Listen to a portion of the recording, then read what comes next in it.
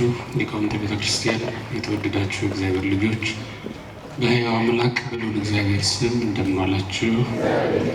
እንደምን አመሻችሁ? አሜን።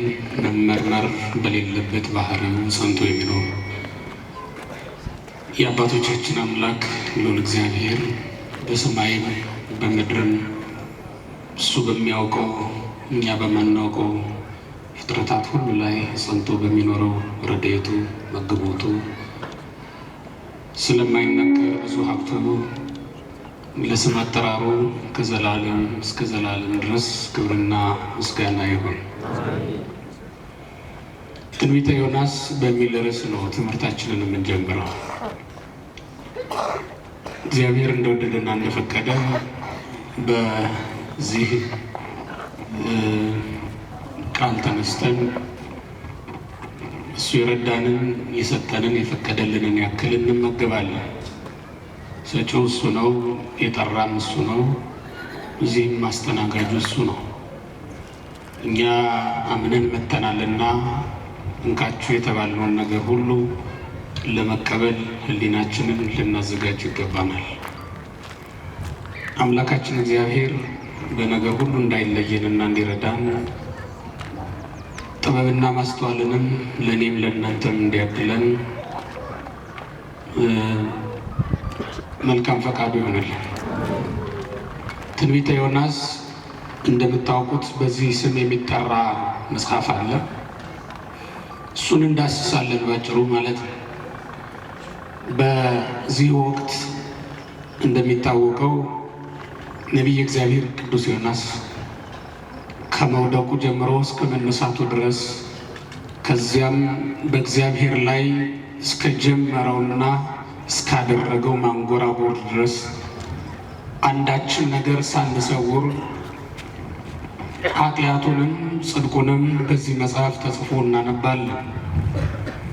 የቤተ ክርስቲያን አባቶች፣ የቤተ ክርስቲያን ሊቃውንት፣ የቤተ ክርስቲያን ቅዱሳን በኃጢአት የማይለወጡ ኃጢአት የማይስማማቸው የሰይጣን አሰራር የሰይጣን ሴራ የማይነካቸው ናቸው ብለን አናስብም፣ አናስተምርም። እኛም የምንለው ይህን ሁሉ በእግዚአብሔር ኃይል ድል ያደረጉ ናቸው የምንለው ይህንኑ። ስለዚህ በዚህ መጽሐፍ ውስጥ ምን እንማርበታለን? ያለውስ ነገር ምንድን ነው የሚለውን ነገር ባጭሩ ባለችን ጊዜ ሌሎቹ ታላላቅ መምህራን እስኪመጡ ድረስ እንማራለን። እግዚአብሔር ይርዳን። በዚህ በትንቢተ ዮናስ ውስጥ ባጭሩ ሶስት ዋና ዋና ጉዳዮችን እናያለን። አንደኛው ሰው በእግዚአብሔር ትእዛዝ ባልጸና ቁጥር የሚመጣበትን ፈተና ይነግረናል። ይሄ ማለት ነቢዩ ዮናስ በእግዚአብሔር ትእዛዝ ባለመጽናቱ ምክንያት ወደ ታላቅ ፈተና ራሱን እንደወረወረና እንዳስገባ እናያለን። ሁለተኛው እግዚአብሔር ሰውን በኃጢአት እንዳይሞትበት ምን ያክል እንደሚፈልገውና ተከትሎ እንደሚያመጣው እናይበታለን። ሶስተኛው በመውደቅ ውስጥ መነሳት አለና ተስፋ ትንሣኤን እንሰንቅበታለን ማለት ነው። እነዚህ የመጽሐፉ ዋና ነጥቦች ናቸው። በዚህ መጽሐፍ ውስጥ የተቀመጡ ሶስት ዋና ጉዳዮች እነዚህ ናቸው። ይህን መጽሐፍ የሚያነብ ሰው ታሪኩን ከማንበብ በስተጀርባ እግዚአብሔር በዚያ ዘመን ያደረጋትን ቸርነቱን ከማድነቅ ጋራ እነዚህን ሶስት ነገሮች እያሰበ ቢያነበው ይድንበታል፣ ይጠቀምበታል። እኔ ግን በስፋት ትኩረት የማደርገው ወደ ነገረ ድህነታዊ ይዘቱን ለመመርመር ለመናገር ሞክራለሁ። ነቢዩ ዮናስ በስሙ የሚጠራው መጽሐፍ ከሌሎቹ የብሉይ ኪዳን መጻሕፍት ወይም የትንቢት መጻሕፍት ለየት የሚያደርገው ለአሕዛብ የተሰበከ ስብከት መሆኑ ነው። ይሄ መጽሐፍ በአሕዛብ ከተማ ለአሕዛብ የተነገረ የትንቢት መጽሐፍ ነው። የትንቢት መጽሐፉ ሌሎችም የትንቢት መጽሐፍት በሁለት መንገድ ይነገራሉ፣ ይጻፋሉ። አንደኛው በአሕዛብ ከተማ የተጻፉ የተነገሩ የትንቢት መጽሐፍት አሉ። እንደነ ዳንኤል እንደነ ሕዝቅኤል ያሉት ማለት ነው። በዘመነ ጽዋዌ እስራኤል በምርኮ ውስጥ ባሉበት ዘመን የተጻፉ በመሆናቸው በአሕዛብ ከተማ የተጻፉ መጽሐፍት ናቸው። ነገር ግን መጻፋቸውም ሆነ መነገራቸው ለእስራኤል ነው እንጂ ለአሕዛብ አይደለም። እስራኤል በስደት በምርኮ ባሉበት ዘመን አገራቸውን ቢለቁም ሃይማኖታቸውን ደግሞ እንዳይለውጡ እግዚአብሔር ይከተልና ያስተምራቸው ነበር። ሃይማኖት ከሀገርም ከሀብትም በላይ ስለሆነ ሃይማኖት ሕይወት ነው። በሀብት የሚመዘን አይደለም። በምድራዊ ርስት በምድራዊ ሀገር የሚመዘን የሚለካም አይደለም። ከምንኖርበት ስፍራ ከምንከብረው ክብር ካለን ነገር ሁሉ በላይ ነው ሃይማኖት። ስለዚህ ባሉበት ቦታ ሃይማኖት እንዲኖራቸው ይፈልጋል እግዚአብሔር። የነፍሳችን ሕይወቷ ሃይማኖቷ ስለሆነ ማለት ነው። በስጋቸው ያጡትን ነገር በነፍሳቸውም እንዲያጡት አይፈልግም እግዚአብሔር። የነፍስ ሀብት የሚበዛው ሃይማኖት ሲኖራት ነው። ሃይማኖት የሌላት ነፍስ እየደኸየች ነው የምትሄደው። ከዚያም መጨረሻዋ ሞት ነው የሚሆነው። ስለዚህ ይሄ ድህነት ይሄ ውርደት እንዳይመጣባቸው ይፈልጋል እግዚአብሔር። ሀገራቸውን ለቀዋል፣ ተሰደዋል፣ በውርደት ውስጥ ነው ያሉት። ይሄ በስጋ ቀጥሎ በነፍሳቸውን ይሄ እንዲያጋጥማቸው አይፈልግም። ሁለት ጊዜ እንዲጎዱ አይፈልግም እግዚአብሔር።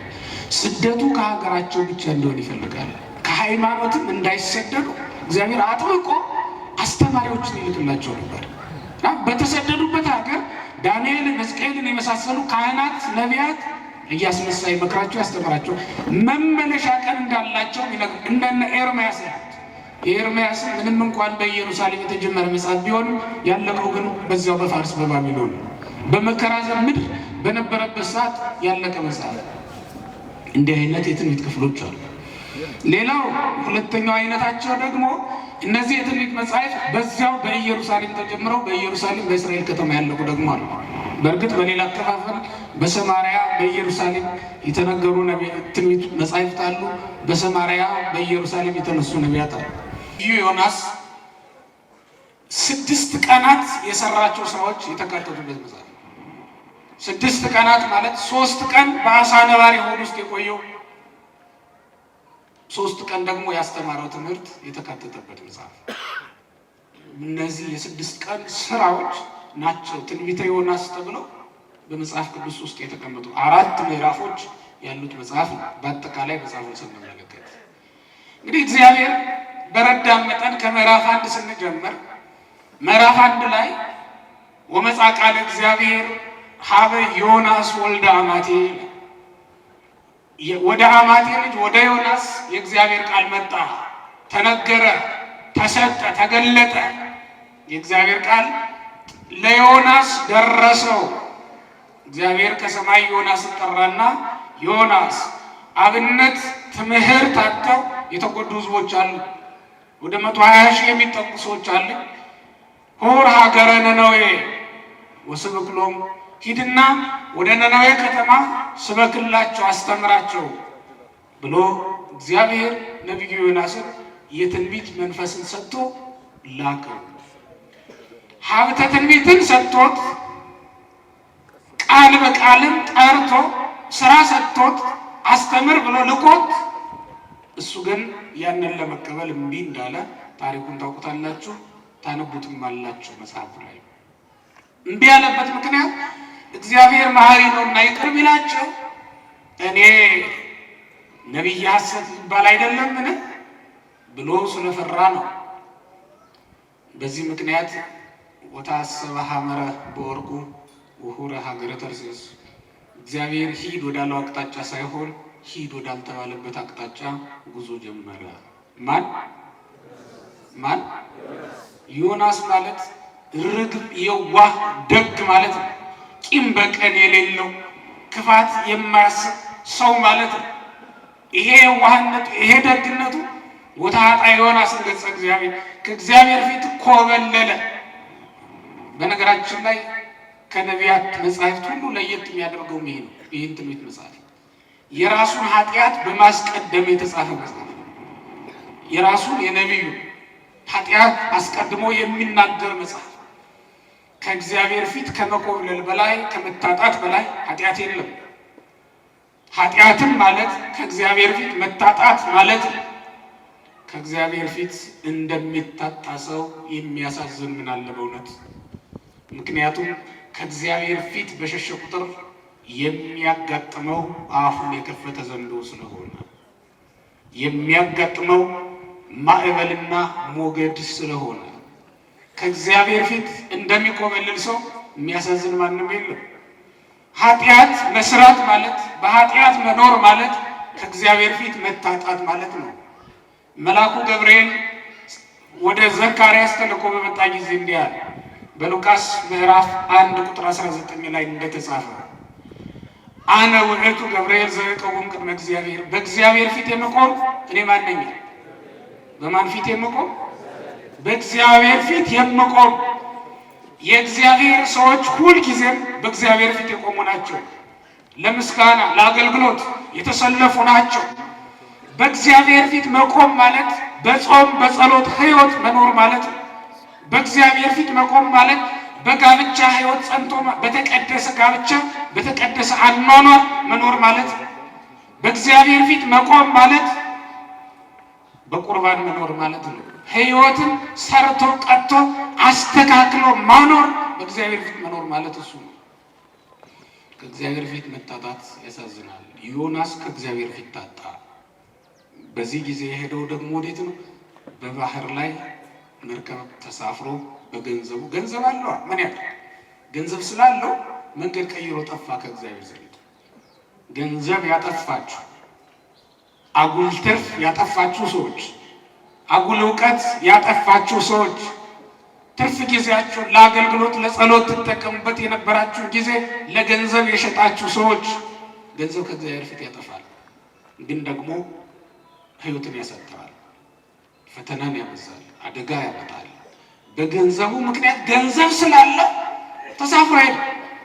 ገንዘብ ስላላቸው ትልልቅ መዝናኛ ስፍራዎች ላይ ቅብጥ ሲሉ የሚኖሩ በጣም ብዙ ሰዎች ነው ያሉት። እግዚአብሔር ፊት የታጡ ትናንት በቅዳሴ እዚህ የማይለዩ የነበሩ፣ ትናንት በሰንበት ትምህርት ቤት፣ ትናንት በአገልግሎት በቃለ እግዚአብሔር እዚህ የማይታጡ የነበሩ ገንዘብ ሲያገኙ ግን ክህነታቸው፣ ገንዘብ ሲያገኙ ሰንበት ተማሪነታቸው፣ ገንዘብ ሲያገኙ ዘማሪነታቸው የጠፋባቸው በጣም ብዙዎች ናቸው። ትናንት ያስለቅሱን የነበሩ ሲሰሩ ብዙ ነበሩ አይደል? ትናንት ይመስጡን የነበሩ በዝማሬያቸው ብዙ ነበሩ አይደል? እዚህ ወደ መሬት ላይ እናጨበጭብላቸው የነበሩ አክብረን ወንበር የዘረጋንላቸው ብዙ ነበሩ አይደል? ገንዘብ ሲያገኙ ጠፉ። ዮናስ ኃጢአቱን የገለጠበት ገንዘብ ማግኘቱ ነው። ገንዘብ ለሰነፍ ሰው ሲሆን ኃጢአትን ይገልጠዋል፣ በእግዚአብሔር ፊት ያጋልጣል። ሰነፍ ልብ ሲይዘው፣ ብልሆች ሲይዙት ግን ኃጢአታቸውን ይሸፍኑበታል። ጾም ጸሎት በጾም በጸሎት ለሚኖሩ መናንያን ዕጣኑን ጧፉን እየላቁ ለነዳያን እየመጸወቱ ብዙውን ኃጢአታቸውን ያስተሰርዩበታል። ነቢዩ ዳንኤል ንጉሱን ናቡከደነጾርን ሲመክረው በምጽዋት ኃጢአትህ ትሰረይልሃለች ብሎታል። በትንቢተ ዳንኤል ምዕራፍ 4 ላይ እንደተጻፈው ብዙዎቹ ኃጢአታቸውን ያስተሰርዩበታል ገንዘብ ሲያገኙ። ሰነፎች ሲይዙት ግን በገንዘባቸው ኃጢአትን ይበዙበታል። ዮናስ ያደረገው በዚህ ምክንያት ጠፋ። ምን ቸገረው? እሱ እድል አለው፣ መብቱ ነው። እግዚአብሔር ፊቱ ላይ ቆሞ አትሄድም አይለው፣ አያስገድደው። የነፃነት አምላክ ነው። ስለዚህ ወዶ ፈቅዶ መርከቡን ተገዛና ተሳፍሮ ሄደ። የተሳፈረበት መርከብ ይሻገር አይሻገር፣ ያሻገር አያሻገር ግን አያውቅ። ባህሩ እግዚአብሔር ነው፣ ይሄን አያውቅ። በባህሩም ላይ እግዚአብሔር እንዳለ አያውቅ። የሚሄድበት ሀገርም ላይ እግዚአብሔር እንዳለ አያውቅ። ስለዚህም የኔ መስሎት በገዛ ገንዘቡ ተሳፍሮ ሄደ፣ ግን መድረስ አልቻለም። መጨረሻው ላይ እግዚአብሔር በባህሩ መካከል ተግሳጽ ላከ፣ ማዕበሉ ጀብ ተነሳ። የሚገርመው ነገር ዮናስ ተኝቶ ነበረ። ታሪኩን ፈጠን የማደርገው ስለምታውቁት፣ በዚያውም ላይ ደግሞ ሌላውን የምነግራችሁ ምስጢር ስላለ ነው፣ ወደዚያ ለመግባት ነው። ዮናስ እዚያ ውስጥ ገብቶ ተኝቷል። ያውም ከመርከቡ ከርሰ ሐመር ገብቶ ከእስረኛው ክፍል ውስጥ ገብቶ በሰላም አንቀላፍቷል። ህዝቡ ይጨነቃል፣ ማዕበል ተነስቷልና፣ እሱ ግን ተኝቷል። ህዝቡ አማራጭ ቢያጣ ዕቃውን ሁሉ እያራገፈ ወደ ባህር ወረወረ። ከብዶት ሊሆን ይችላል፣ ማዕበሉ ልሰበር ያለ ብሎ ሁሉን ወረወረ። ግን መዳን አልተገኘም። ማዕበሉንም ጸጥ የሚያደርግ አማራጭ አልተገኘም። ሂደው ዮናስን ቀሰቀሱት። ምን ነው ተኝተሃል? ተነስ እንጂ የአምላክህን ስም ጥራ፣ እግዚአብሔር ምናልባት ይምረንስ እንደሆነ ምን እናውቃለን፣ ተነስ አሉት። ዮናስ ተነስቶ በመጀመሪያ ስራውንና አገሩን ወገኑን ተናገረ። አገሩን አይናገርም፣ ወገኑን ይናገራል። ዕብራዊ ነኝ አለ። ስራዬም እግዚአብሔርን ማምለክ ነው አለ። እግዚአብሔርን አመልካለሁ። እሱ ማን ነው ካላችሁ ባህሩንና የብሱን የፈጠረ ነው አለ። ህሊናው አልካደውም ማለት ነው። ምንም እንኳን ከእግዚአብሔር ፊት ለመታጣት ቢሞክር እግዚአብሔርን ግን አልረሳውም ነበር። ጫት ቤት ውስጥ ሆነው መዝሙር የሚያዳምጡ ሰዎች አሉ። ዛሬም እያጭበረበሩ እየነገዱ ዛሬም የእግዚአብሔርን ስም የሚጠሩ ሰዎች አሉ። ዛሬም ማተባቸውን አላወለቁም፣ ግን ነፍሰ ገዳይነታቸው አለ። ነፍሰ ገዳይነት ተጠናውቷቸዋል። ደም ያፈሳሉ። የሰውን ገንዘብ ጨለማን ተገን አድርገው ይዘርፋሉ። ማተባቸውን ግን አያወልቁም። ማርያምን የሚሰድብባቸው ሰው አይፈልጉም። የጥምቀት አስፋልት ያጥፋሉ፣ ምንጣፍ ይዘረጋሉ።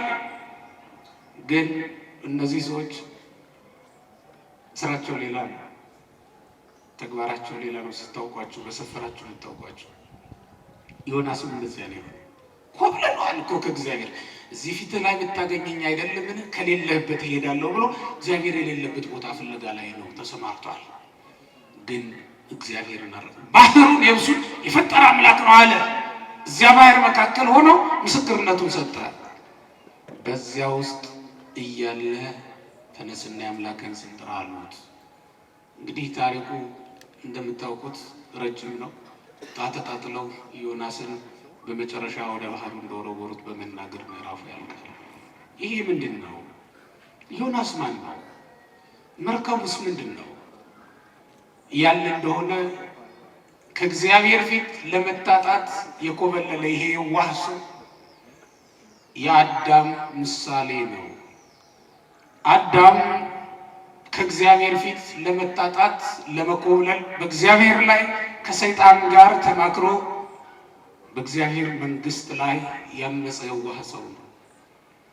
የዋህነቱ የሚታወቀው ቅጠል በልቶ እግዚአብሔር መሆን አምላክ መሆን ይቻላል ብሎ ሰይጣን ሲነግረው ምን ነው አንተ በልተህ አምላክ አትሆንምን ብሎ አለመመለሱ ነው። ዮናስ የማን ምሳሌ ነው ያልኳችሁ? የአዳም ምሳሌ ነው። አዳም እንደ ዮናስ ሁሉ የዋህነት ተገኝቶበታል። የዋህነቱ ቅጠል በልቶ የባህሪ አምላክ መሆን ይቻላል ብለው ሲነግሩት ይህን አምኖ መቀበሉ ነው።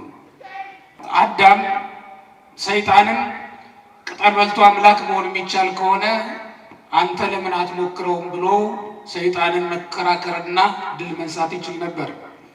ይሄን አላወቀምና አባታችን አዳም እናታችንም ሔዋን የዋህነት ተገኝቶባቸዋል ይሏቸዋል አባቶቻችን። እንደ ዮናስ ሁሉ ማለት ነው። ዮናስ በገዛ ፈቃዱ እግዚአብሔር ካዘዘው ትእዛዝ ወጥቶ በገዛ ፈቃዱ በተከራየው ጀልባ ባህሩን ለማቋረጥና ወደሚፈልገው ወደብ ለመድረስ አስቦ ነበር። አዳምም ነፃ ፈቃዱን ተጠቅሞ ነው። እግዚአብሔር አልከለከለው፣ ነግሮታል። ይህን ብትበላ ትጎዳለህ፣ ትሞታለህ ብሎታል። ትእዛዙን በሱ ዘንድ በሱ ልብ ውስጥ አስቀምጧል እግዚአብሔር። የአዳም ነፃ ፈቃድ ለአዳም የተሰጠችው ነፃነት አዳምን ኃጢአት እንዲገዛበት አደረገችው። እግዚአብሔር ነፃ ሆነን እንድንኖር በነፃነት ልንኖር ፈቅዶልናል። ሰው የገዛ ራሱን ፈለገው ነገር ማዋል ይችላል። ቢያሻው ለባርነት ቢያሻው ደግሞ ለነፃነት ማድረግ ይችላል። ግን ተናግሯል እግዚአብሔር ይሄን ብታደርግ በሕይወት ትኖራለህ፣ ይሄን ባታደርግ ግን የሞት ሞትን ትሞታለህ ብሎ ነግሮታል። ለሰይጣንም ይሄን ነግረውታል። እውነት ነው፣ ይሄን አዝዞ ነበር። ነገር ግን እግዚአብሔር መጥቶ ዕፀ በለስን ሲበላ መከልከል አልፈለገም፣ ዝም አለው። ነግሮታል። ለባዊ አይማሪ አድርጎ ፈጥሮታል። ሁለት ነገር፣ መጀመሪያ አይምሮን መስጠት፣ ክፉና ደጉን መምረጥ እንዲችል አድርጎ መስራት መፍጠር እግዚአብሔር የሰጠን አንዱ ጸጋ ነው። ሁለተኛው መንገር፣ እንደ መላእክት እንኳን አይደለም። መላእክትን አይማራያን ለባውያን አድርጎ ፈጠረ። ለእኛ ከዚያ የተሻለ እርዳታን አደረገ እግዚአብሔር። እኛን አይምሮን ለቦውን ሰጥቶ ከመፍጠር በተጨማሪ ምን አደረገ? መጥቶ ነገረን። ይሄን ብትበሉ ትሞታላችሁ ብሎ። ዲያብሎስ ሲክድ ተነግሮት አይደለም፣ አይምሮን ለቦውን ተጠቅሞ እንዲድን ነበር የተፈለገው። በኋላ በሚደረጉለት ነገሮች በተሰጡት እድሎች አለመመለሱ እንጂ ወደ ገሃነም መቃጥን ጦሮጦ ሲያስወረወረው እንደ አዳም ያለ ትምህርት ለዲያብሎስ አልተሰጠውም። አዳም ይሁን ተሰጥቶታል፣ ግን ያንን ነፃነቱን ለባርነት ለወጠው። ኃጢአትን በነፃነቱ ምክንያት ኃጢአት ገባች። ያቺ ነፃነቱ ለኃጢአት አጋለጠችው፣ ለኃጢአት ሰጠችው። ክርስቲያኖች ለስጋችን ነፃነትን ከሰጠ ነው ወስዶ ከኃጢአት ማዕበል ጋር ይቀላቅለናል። ባልተፈቀደልን መርከብ ላይ ያሳፍረናል። ለአንደበታችን ነፃነት መስጠት አይገባም። በእግዚአብሔር ቃል መለጎም መመለስ ያስፈልጋል። ልጉም ልሳነከ እምነቢበ እከይ ከላ ልሳነከ እምነቢበ እከይ። በዜና አንደበትህን ለጉም፣ ክፉ ከመናገር ከልክል፣ ግታ። አባ አጋቶን እንዳደረገው በዘመኑ ሁሉ እንዳይናገር አንደበቱን ዘግቶ ይኖር ነበር። ብዙ ቅዱሳን በበረሃ በገዳም የሚኖሩ አንደበታቸውን ከመናገር ከልክለውት ገተውት ይኖራሉ። ቃል ስለሌላቸው አይደለም፣ አንደበት ስላልተከናወነላቸው አይደለም። ወደውና ፈቅደው ዲዳነትን መረጡ። በነፍሳቸው ዲዳ ከሚሆኑ በእግዚአብሔር ፊት የሚናገሩን አጥተው ዱዳ ሆነው ከሚቆሙ መልስ ከሚያጡ በእግዚአብሔር ፊት በስጋ መልስ የማይሰጥ አንደበት እንዲኖራቸው ፈቀዱ። በገዛ ፈቃዳቸው ነፃነትን ለስጋቸው ነፈጓት። ለነፍስ ተገዥ ባሪያ እንድትሆን አደረጓት። ስጋ ነፃነት ሲያገኝ በነፍስ ላይ ባለስልጣን ልሁን ይላል። ሰሎሞን ምን ይላል? ባሪያ የነገሰለት ይላል። ከባዱ ነገር ይላል ባሪያ የነገሰለት ነው ይላል። ባሪያ የሚለው ፈቃደ ስጋን ነው። ለፈቃደ ነፍስ ተገዝቶ ሊኖር ሲገባው እሱ የነገሰለት ምድር ትንቀጠቀጣለች። ምድር ማለት ሰውነታችን፣ አዳማዊ ባህሪያችን ኃጢአቷን መሸከም አቅቷት ትናወጣለች። ልባችን ይንቀጠቀጣል፣ ይረድብናል። እሱን ነው የሚነግረን። ባሪያ የነገሰለት ምድር ትንቀጠቀጣለች ሲል ሰሎሞን ያንን ማለቱ ነው። እናም ለስጋችን ነፃነትን ልንሰጠው አይገባም። የአዳም ነፃነቱ ናት ለኃጢአት አሳልፋ የሰጠችው። ያም ለኃጢአት ባርነት በመጨረሻም ለሞት ለመቃብር አሳልፎ ሲሰጠው የሚኖር ሆነ ለልጆቹ ለልጅ ልጆቹ። ስለዚህ ክርስቲያኖች ለስጋችን ነፃነት ልንነፍገው ይገባል። ከልክሉት፣ ንፈጉት። አንደበታችንን ሰውነታችንን ነፃነቱን መከልከል መልካም ነው። ልብላ ልጠጣ ባለ ጊዜ ሁሉ መብል መጠጥ የምናቀርብለት ከሆነ በስጋም በነፍስም ይጎዳል ሰውነታችን። ልዝፈን ላጨብጭብ ባለ ቁጥር ተነስተን እንዲያው አሸሸ ገዳም የምንልለት ከሆነ አምባውጫ ልዬ የምንልለት ከሆነ ሰውነታችን ነፃነቱን አግኝቷል ማለት ነው። ነፍሳችንን ጨምሮ ወደ ገሃነም ይዞ ለመውረድ ይታገላል። ነፃነትን ያገኘ ስጋ ከሞት ጋር የሚገናኘው በበነጋው ነው። ይሞታል። ስለዚህ ለስጋችን ነፃነትን መንፈግ ይገባናል። የአዳም ነፃነት ከእግዚአብሔር ፊት አስኮበለለው፣ የስጋ ነፃነት ከእግዚአብሔር ፊት እንድንጣጣ ያደርገናል ማለት ነው። እንደ ዮናስ ያ ዮናስ መርከብ የተከራየበት ገንዘብ የስጋ ነፃነት ነው። በስጋ ነፃነት ይመሰላል። በማይረባ በማያሻግር መርከብ ላይ እንዲገባ አደረገው፣ እንዲሳፈር አደረገው። ስጋ ነፃነት ሲያገኝ መርከብ ውስጥ እንኳን ገብቶ መተኛት ያምረዋል። ባህር ላይ ሆኖ ይተኛል። አሁን ማዕበል ወጀብ በበዛበት ዓለም ውስጥ ሆነን መተኛት ነበረብን። መተኛት ያምራል። አሁን በዚህ ዘመን አገር እየፈረሰ ስንት ሀገራት ናቸው ትናንትና በሚያማምሩ ህንፃዎች ተሞልተው የነበሩት ዛሬ ፍርስራሽ የሆኑት? የስንት ሀገር ዜጎች ናቸው በሰሩት ቤት መቃብር ሆኗቸው እዚያው እንደተቀበሩ ቀሩ። አስከሬናቸው እንኳን ሳይገኝ በራሳቸው ቤት ፍርስራሽ እዚያው ሰጥሞ የቀሩ ስንቶች ናቸው? በሰሩት ስራ አልፈረሱም እንዴ? እነ ጃፓን ራሳቸው ባብላሉት፣ ራሳቸው በገነቡት፣ በራሳቸው ባወቁት በጠነሰሱት ነገር እኮ ነው። አንዳንድ ሴት ራሷ የጠነሰሰችውን ራሷ የወጨችውን ያዘጋጀችውን ጠላ እንግዶቹ ከመምጣታቸው በፊት ቀመስ ስታደርግ አንድ ሁለት ስትል ከልክ ታልፋለች እና በኋላ እንግዶቹ ሲመጡ ከጠላው አስቀድሞ ነገር ትቀዳላቸዋለች እና ዋንጫ ሳይሆን የምታስጨብጣቸው በቃ ዝም ብሎ ወሬ ነው። ከወዲያ ወዲህ እያለች እየወጣች እየገባች ወሬ ነው የምትመዛላቸው እና ጠላውን እያንቆረቆረች ጠላውን ሳትሞላ ብዙ ወሬ ታወራለች፣ እንደቆመች ማለት ነው። እንደዚያ ይሆናል። ዓለምን በሰራችው ስራ ራሷ ትሰክርበታለች። የእግዚአብሔር ቤተሰቦች ታዲያ በዚህ ሰዓት ይተኛል። ስጋ ነፃነት ሲያገኝ እንዲያ ነዋ። ዮናስ በነፃነቱ አዳምን በነፃነቱ ለጽድቅ ለሽ ብሎ ተኛ። ለበጎ ስራ የተኛ ሆነ፣ ከበጎ ስራ የተለየ እንቅልፋም ሆነ።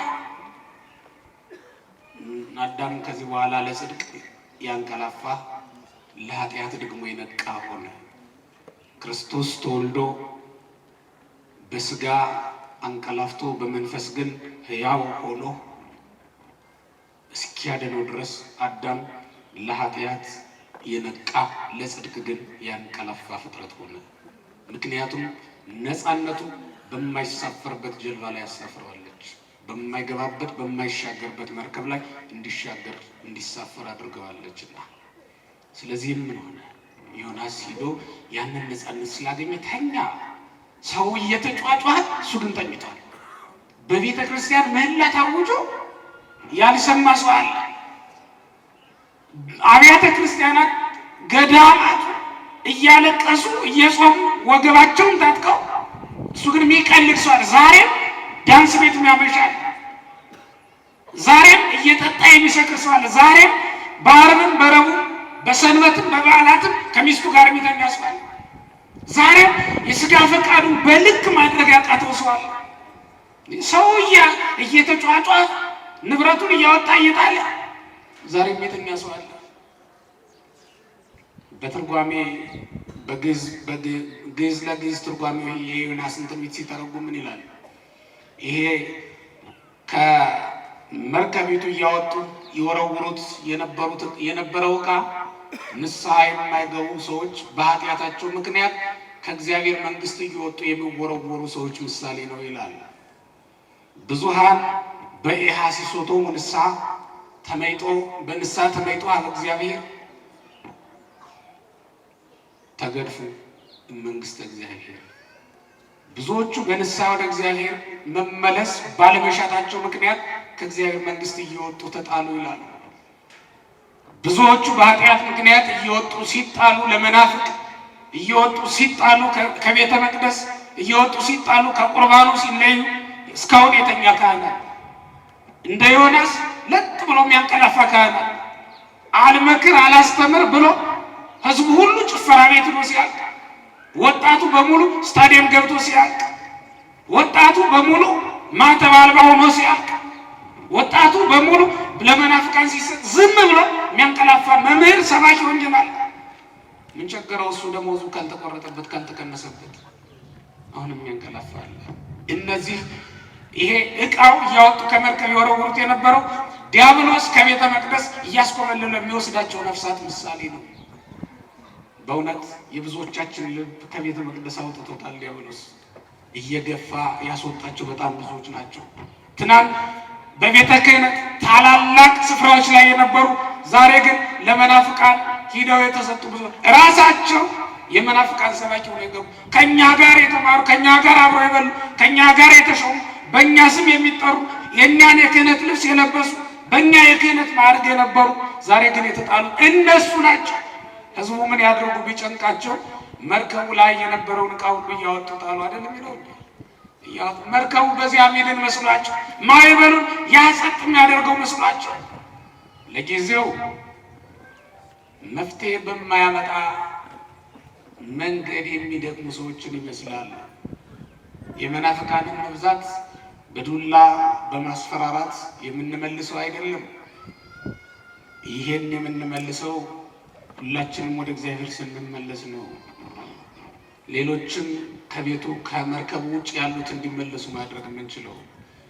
በህይወታችሁ ውስጥ የከበዳችሁን ነገር ለማቅለል መፍትሄ በሌለው መንገድ አትጓዙ ክርስቲያኖች። እነዚህ ሰዎች ሞኝ ሆነዋል። የከበደውን ነገር አወጣን ብንጥል የለም መርከቧ ትስተካከላለች፣ ማዕበሉ ወጀቡ ጸጥ ይላል ብለው ነበር ያሰቡት። ግን አልሆነም፣ ሳይሆን ቀረ። ለምን? መፍትሄው እሱ ስላልነበረ። ትዳራችሁ መካከል የተፈጠረውን ችግር ለመፍታት ጠንቋይ ቤት መሄድ አይደለም መፍትሄው ክርስቲያኖች። እናንተ ቤት ውስጥ ያለውን ችግር ለመፍታት የልጆቻችሁን ሆድ ለመሙላት ፍላጎት ለማሟላት አጭበርብሮ መነገድ አይደለም መፍትሄው። ጉቦ መብላት አይደለም መፍትሄው። ቤት አልባ የነበራችሁ ሰዎች ባለቤት ለመሆን መፍትሄው የሰው ገንዘብ ያለ አግባብ መሰብሰብ አይደለም። ምን እናድርግ? ይሄ ሁሉ የምታዩት ባለሀብት እንዲሁ በአግባቡ ነግዶ ይመስላችኋል የሚሉ ሞኞች አሉ። በዚያ በኩል የቤታችሁን ችግር ለመፍታት አትሞክሩ። እንዲህ ከሆናችሁ በትንቢተ ዮናስ የተቀመጡትን ሰዎች ትመስላላችሁ። እነዚህ ያለ አግባብ ነው ንብረታቸውን ያባከኑት። መርከቧ ስለከበዳት አይደለም ይህን ያደረገችው። እግዚአብሔር እንዲወጣ የፈለገው አንድ ነገር ስለነበረ እግዚአብሔር በንግዳችን ውስጥ እግዚአብሔር በስልጣናችን እግዚአብሔር በእውቀታችን ውጤታማ እንዳንሆን ያደረገ ለምንድን? እሱን ማሰብ አውጥተን የምንጥለው አንድ ነገር ይኖራል ማለት ነው። ስለዚህም እግዚአብሔር ያችን መርከብ አሁንም ጸጥ እንዲልላት አላደረገም። ወጥቶ እንዲወድቅ የፈለገ ነገር ስላለ ትዳራችሁ ውስጥ ሰላም አልፈጠር ያለው መውጣት ያለበት ችግር ስላለ ሊሆን ይችላል። እንድትቆርቡ ፈልጎ ሊሆን ይችላል። ወደ እግዚአብሔር እንድትመለሱ ፈልጎ ይሄን አስቡ። መፍትሄው ከእግዚአብሔር እጅ ነው በሉ። ይሄን በማድረግ ነው ለህይወታችን ለውጥ ማምጣት የምንችል እግዚአብሔር ቤተሰቦች። ስለዚህ እንደነዚህ ሰዎች በከንቱ መድከም አይደለም ቁም ነገር ማለት ነው። በዚህ ታሪክ እንደምንረዳው ታዲያ ዮናስ ወዳለበት ቀርቦ ቀሰቀሱት አይደል የሚለው ሊቀ ሐመሩ ሄዶ ተንሥኦ ወጸውዕ ስመ አምላክከ ከመ ኢንሙት፣ እንዳንሞት እንዳንሰጥ እባክህ ተነስና የአምላክህን ስም ጥራ። የእግዚአብሔርን ዓላማውን አያችሁት? በባህርም መካከል ዮናስ እግዚአብሔር እንዲመሰክር ስለፈለገ ተነሳ አሉት። ይህም በማቴዎስ ወንጌል ምዕራፍ 8 ከቁጥር 23 ጀምሮ በተቀመጠው ታሪክ ውስጥ እንደምናነበው አባቶቻችን ሐዋርያት ተነስ አድነን ያሉት እዚህ ላይ ዮናስ በክርስቶስ ተመስሏል፣ ክርስቶስም መስሎታል። አባቶቻችን ሐዋርያት ኢየሱስ ክርስቶስን ሂደው ተነስ አድነን አሉት። ማዕበል ሞገድ በተነሳ ጊዜ ኢየሱስ ክርስቶስ ተኝቶ ነበር።